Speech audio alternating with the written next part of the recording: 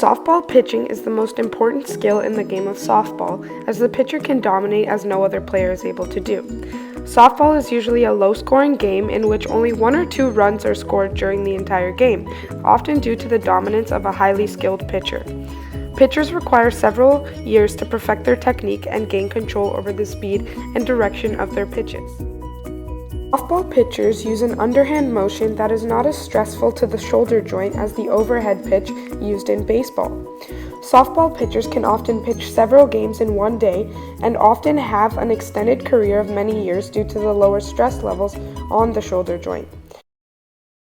In the first phase, we see the preliminary movements. First, the pitcher steps into the middle of the pitcher's circle. The pitcher then squares or centers their body, bends their knees, and put their feet shoulder width apart. This applies the first principle of biomechanics in the sense that the larger base of support means more stability. The second phase is the backswing or preparation movement, where in this case in softball is called the windup of the pitch.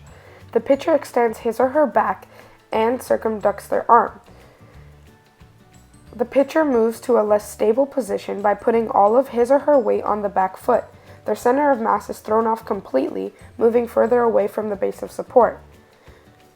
The pitcher also uses sequential joints, starting with the knees and the spine, and later ending with the wrist and finger joints. The pitcher will use their sequential joint order to build a maximum velocity on the ball.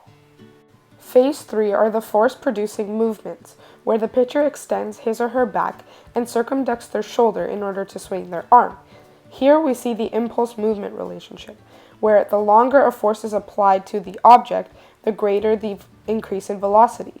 In this case, adding the windmill to the pitch rather than simply throwing the ball adds impulse, which in theory will increase the velocity. We also see a conservation of angular movement. The windmill portion of the pitch is an angular motion, which is maximized or conserved by the pitcher slightly bringing their elbow closer to their body, which ultimately decreases their inertia, which in the end increases or maintains their momentum. The fourth phase is the critical instant, or in this case, the release of the ball from the pitcher's hand. Here we see principle number 3, where the continuation of the sequential joints is seen, from the elbow all the way to the wrist and the phalanges.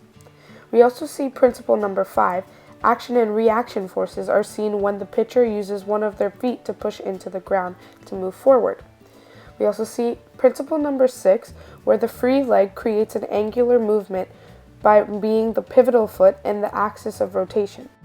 For the fifth and final stage, we see the follow-through. This is where the pitcher extends their arm and their elbow after releasing the ball. We first see the fourth principle of biomechanics, where the force-producing movements are performed for as long as possible simply to avoid injury and apply a maximum force of velocity on the ball. We also see the seventh principle of biomechanics, where the softball should continue to move to the batter due to a conservation of angular momentum. And finally, we see Newton's law of inertia. A body in motion, in this case the ball, tends to stay in motion unless external forces act upon it, or in this case until the batter hits it in the opposite direction.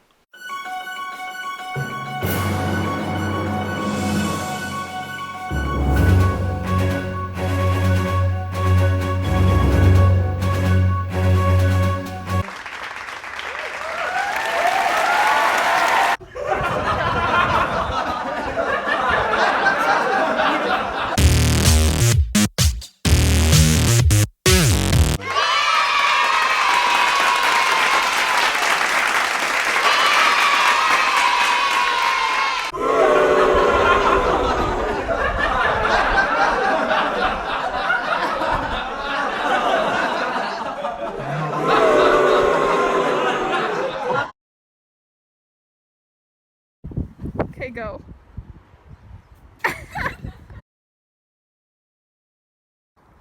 Okay, whenever you're ready.